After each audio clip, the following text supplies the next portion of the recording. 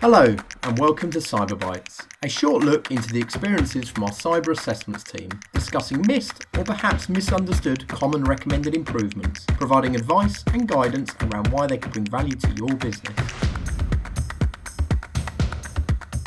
Hi and welcome to Cyber Bytes. My name's Matt Helling. I'm Alex Lewis. So today we're going to be talking to you about identity and access management.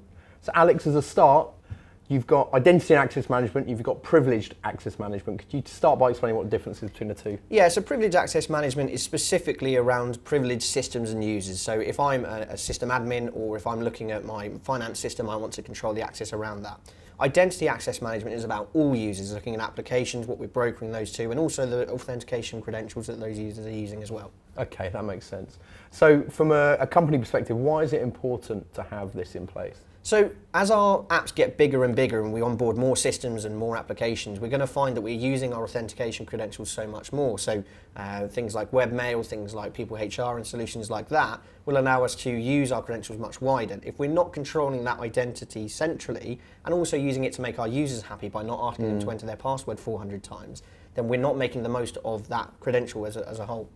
That makes sense. From a risk perspective, like what is the risk of not having something like this in place? Yeah, the more passwords you have, the more likely you are to make them simple and the more likely that they would be things like written down on post-it notes, whereas what we have by having a single identity access management credential allows us to say, actually, we can make that really secure and really complicated and also deploy controls like multi-factor authentication, whilst minimizing credential fatigue within our users. Makes sense. Like most of these things, doesn't sound like an easy thing to do.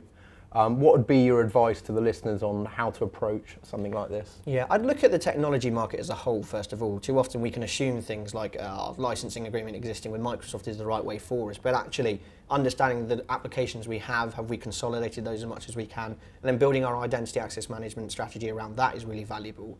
I think the second bit would look at what level of severity we want for certain applications, because in some cases it will actually be that PAM is more appropriate, privilege access management, than identity access management. Okay. And I think the third bit is making sure that we understand that we've articulated to our users really clearly what we want them to do. So if we're pushing out password controls, multi-factor authentication, we're making sure our policies are telling them that that's what we're doing and that we expect them to follow it. That's brilliant. Thank you so much. Cheers.